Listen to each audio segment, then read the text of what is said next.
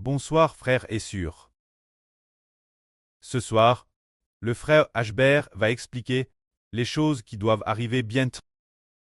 Quand nous lisons la Bible et qu'elle nous est ouverte par le précleste, nous comprenons ce que Dieu, à travers les prophètes de l'Antiquité, a transmis comme devant arriver. Et nous pouvons le comprendre.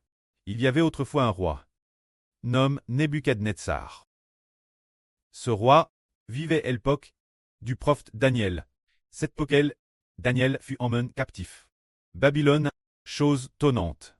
Ce roi, l'empereur de Babylone, Nebuchadnezzar, utilisa grandement Daniel parce que Daniel avait la sagesse de Dieu et savait expliquer les rêves et les visions. Et il pouvait enseigner la sagesse de Dieu. Nebuchadnezzar. Un jour, Nebuchadnezzar fit un rêve. Ce rêve, il savait que c'était un rêve très important. Mais curieusement, lorsqu'il s'est réveillé, ensuite, il l'avait complètement oublié. Pourtant ce rêve était un rêve extrêmement important. Mais il ne parvenait pas à se rappeler ce qu'il avait rêvé. Alors, il convoqua les sages du royaume. Alors, le roi Nebuchadnezzar dit ces sages: J'ai fait un rêve. Mais le rêve, je l'ai dit, j'ai oublié. Veuillez me dire le rêve que j'ai fait. Dites-le-moi. Quelqu'un fait un rêve, l'oublie lui-même, et demande: Quel rêve ai-je fait? Je l'ai oublié. Veuillez me le dire. Qui pourrait répondre cela? Personne ne le pourrait, n'est-ce pas? Il a dit: J'ai fait un rêve. Ce rêve est très important, mais je l'ai oublié. Veuillez me dire, quel rêve j'ai fait exactement? Alors les ministres, hauts fonctionnaires et sages du royaume vinrent l'une après l'autre devant le roi Nebuchadnezzar et dirent: Roi, veuillez dire votre rêve, vos serviteurs, et nous en donnerons l'explication. Le roi dit: Le rêve, je l'ai oublié. Si vous pouvez me dire le rêve que j'ai fait, je saurai que vous pouvez vraiment donner l'explication de mon rêve. Alors, personne ne put expliquer le rêve. Personne ne put dire quel était ce rêve. Personne ne le savait. Ils dirent donc: Personne n'a jamais posé une telle question. Par les dieux qui habitent dans les cieux, personne ne connaît le rêve que le roi a fait. Alors, le roi se mit très en colère et publia un décret pour faire mourir tous les sages. Ah, le roi dit: Je publie un décret pour faire mourir tous les sages. Ils ne savent pas du tout quel rêve j'ai fait. Comment pourraient-ils l'expliquer? Alors, le décret fut promulgué, et parmi ceux qui devaient être mis morts se trouvait Daniel ainsi que ses 3 compagnons. Mais ce moment-là, Daniel apprit la nouvelle. Il alla interroger le commandant de Nebuchadnezzar, le chef de la garde. Alors, le chef de la garde lui expliqua pourquoi le roi voulait faire mourir les sages du pays. Et le dit Daniel, moins que quelqu'un ne raconte au roi le songe qu'il avait fait. Alors les sages ne seraient pas mis morts. Il demanda alors ce commandant d'aller dire au roi de ne pas se hâter de tuer et d'attendre que Daniel réouvre la révélation de Dieu. Alors, Daniel rapporta l'affaire. Ses compagnons, ils prirent Dieu, remettant cette affaire Dieu. Plus tard dans la nuit, Dieu révéla le songe de Nebuchadnezzar. Daniel, lui faisant connaître dans une vision nocturne ce que Nebuchadnezzar avait rêvé. Alors, Daniel rapporta la chose au commandant. Le commandant amena Daniel devant le roi Nebuchadnezzar. Le roi dit alors: Es-tu d'entre les captifs de Juda? Ce Daniel. Puis, il ajouta: Peux-tu m'expliquer mon songe? Sais-tu ce que j'ai rêvé? Daniel répondit: Le secret que le roi demande, excepte le Dieu qui est dans les cieux, mon Dieu. Personne ne peut le révéler au roi, ni faire connaître ce qu'il a rêvé. Mais le Dieu des cieux m'a fait connaître ton songe. C'est pourquoi je me présente devant toi. pour t'expliquer ton songe. Le roi avait oublié ce qu'il avait hervé. Mais Daniel savait ce que le roi avait hervé. Daniel dit alors, Roi, pendant ton sommeil, dans tes visions nocturnes, tu as vu que tu te tenais devant une grande et haute statue. Cette statue était immense, si haute qu'elle touchait le ciel. Cette statue avait l'apparence d'un homme. Quand cette statue, sa tête d'or pur, sa poitrine était d'argent, son ventre était de fer, ses cuisses et ses pieds, son ventre était de bronze. Quand ses cuisses et ses pieds, il était de fer. Quant aux pieds, les pieds et les orteils, il était en partie de fer et en partie d'argile. Pendant que le roi regardait et réfléchissait, soudain du ciel, une grande pierre se détacha d'en haut et heurta les pieds et les orteils de la statue que le roi regardait. Alors, après avoir été frappé par cette pierre, ensuite, la statue fut réduite en poussière, et cette pierre remplit toute la terre, et devint une grande montagne. C'est le RVE quoi fait le roi. Quand le roi entendit Daniel dire cela, il fut extrêmement choqué. Comment Daniel pouvait-il savoir ce RVE que le roi avait fait? Il fut alors très étonné. Et soudain, il se souvint aussi du RVE qu'il avait fait. Ce moment-là, Daniel s'apprêta à interpréter le RV pour le roi, en disant « Roi, maintenant je vais vous donner l'explication. Le RVE que vous avez fait, la tête de cette statue gante, la tête faite d'or, c'est le roi Nebuchadnezzar. C'est l'empire babylonien. Voûtez cette tête d'or. Avant vous, personne n'a été aussi puissant que vous. Et après vous, il n'y en aura pas non plus. C'est pourquoi voûtez la tête d'or de cette statue. Se dire le roi de Babylone. Nebuchadnezzar, qui est la tête d'or de cette statue. Puis Daniel dit encore.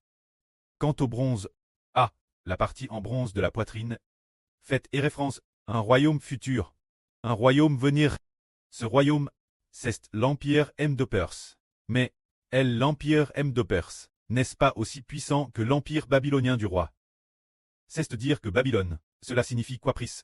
La chute de Babylone, il y aura, l'empire perse qui dominera le monde. Mais après l'empire Medo-Perse, apparaîtra, l'empire grec. Mais après l'empire grec, il y aura un autre royaume, un royaume fort comme le fer, les jambes, les pieds, les jambes et les pieds sont en fer. Tout comme le fer, qui coupe le fer comme de l'argile. Ce royaume sera fort comme le fer. Ce royaume, l'époque, on ne savait pas que c'était la Russie d'aujourd'hui. Mais Daniel savait qu'il y aurait un royaume fort comme le fer. La Russie est forte comme le fer. Quant aux pieds et aux orteils, la partie en partie de fer et en partie d'argile. Cela signifie que cette Russie de fer va se diviser l'avenir. Se diviser en un royaume en partie de fer et en partie d'argile. C'est dire que la Russie divise. Et après cela, c'est de nouveau allié, l'alliance devenant un royaume en partie de fer et en partie d'argile. Tout comme l'argile et le fer sont MLS, mais bien que MLS, ils ne s'unissent pas l'une l'autre. Alors, ce futur royaume en partie de fer et en partie d'argile, lorsqu'il s'alliera avec plusieurs pays, sera aussi en partie fort et en partie faible. Ce moment-là, tout comme vous rois, avez vu du ciel une pierre frappée, les pieds et les orteils en partie de fer et en partie d'argile. Cela signifie que, lorsqu'apparaîtra l'avenir, un pays en partie de fer et en partie d'argile, en partie fort et en partie faible. Ce pays allie avec plusieurs nations, lorsqu'il apparaîtra. Le Dieu des cieux établira dans les cieux un royaume qui ne sera jamais détruit. Ce royaume ne passera pas sous la domination d'un autre peuple. Au contraire, ce royaume brisera et anéantira tous ces royaumes. Et Louim remplira toute la terre. C'est le songe quoi fait le roi. Alors, le roi Nebuchadnezzar fut extrêmement choqué et tomba immédiatement sur sa face devant Daniel, puis il ordonna qu'on offre de grands présents Daniel. C'est ce que Nebuchadnezzar a vu en songe. Se dire le livre du prophète Daniel, le contenu du chapitre 2. Aujourd'hui, le frère Eshber va parler de dans le RVE du roi Nebuchadnezzar. La partie des jambes de fer et des pieds. C'est la Russie quand la partie des pieds et des orteils, qui est en partie de fer et en partie d'argile. Cela signifie que la Russie va se diviser. Après sa division, elle s'alliera certainement avec plusieurs pays. Alors, les nations alliées avec elle sont l'argile. Alors, les pays alliés avec elle sont l'argile. Et le fer reste la Russie du Nord, le nord de la Russie. Se dire la Russie du Nord. Alors, tout comme la Russie, avant de se diviser et avant le règne de Poutine, était forte comme le fer. Avant que la Russie ne soit divise, sous le règne de Poutine, elle était forte comme le fer. Au début pour Poutine, la Russie était un pays terrestre faible. Mais quand Poutine est arrivé au pouvoir, elle est devenue terrestre puissante. Capable de rivaliser avec le Royaume-Uni et les États-Unis. De rivaliser directement avec le Royaume-Uni et les États-Unis. Les États-Unis n'osaient pas non plus branler la Russie. C'est durant le règne du président Poutine que Poutine a appelé Poutine le Grand. C'est pourquoi, dans le passé, les anciens présidents américains n'osaient pas branler la Russie, ni provoquer la Russie. Cela signifie que la Russie, cette époque, sous le règne de Poutine, était forte comme le fer. Mais après que Poutine sera décédé, la Russie va se diviser. Après sa division, elle s'alliera à nouveau après de nombreuses années. Après la division, la Russie du Nord avec la Russie du Nord, sa tête, s'alliera à nouveau avec plusieurs pays, devenant un royaume en partie de fer et en partie d'argile. Au moment où la Russie se divisera et s'alliera à nouveau avec plusieurs pays, l'Éternel Dieu établira dans les cieux un royaume qui ne sera jamais détruit. Quant au royaume en partie de fer et en partie d'argile, quoi fait-il et référence? Quelle époque? C'est l'époque de la bêtise discorne. Frères et sœurs, vous voyez, une femme enveloppe du soleil, la lune sous ses pieds, et sur sa tête une couronne de 12 toiles. Quand est-elle apparue? Elle est apparue pendant la grande tribulation. Se dire au moment où les deux prophètes rendent témoignage. Cette époque, se dire la grande tribulation. La bêtise discorne persécute toutes les nations et tous les peuples. Attaque toutes les nations et tous les peuples. La bêtise de corne persécute son tour toutes les nations et tous les peuples. Ceux qui acceptent la marque de la bêtise discorne. Ce moment-elle appara alors enveloppe du soleil. La femme avec la lune sous ses pieds. Ce qui signifie que, lorsque viendra la grande tribulation, Dieu va dans le ciel, établir un royaume qui ne sera jamais détruit. Alors, actuellement, c'est la période précédant la fondation, c'est maintenant le début de la fondation. Alors, jusqu'en Elta sera-t-il officiellement établi? Prenons par exemple le Parti communiste chinois, au tout début, lorsqu'il a été fondé, c'était en 1921. Ainsi, en 1921, le parti a été fondé. Après la fondation du parti, il devait fonder l'État. Jusque quand fallait-il attendre pour que l'État soit enfin établi? Il a fallu attendre 1949.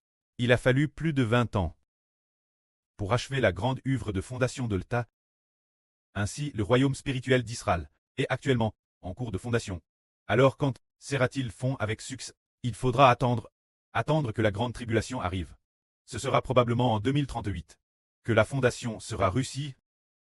Alors d'ici 2038, il reste encore 12 ans, ce qui veut dire que, depuis maintenant jusqu'en 2038, cette période est la période de fondation, jusqu'à ce que la septième trompette retentisse. La fondation sera Russie. Cela réalisera exactement. Le royaume en partie de fer et en partie d'argile. Se dire les rois régnant ensemble sur le monde. Se dire la bêtise discorne. Les 10 cornes sont les dirigeants de plusieurs nations. Alors, la bêtise est le grand méchant.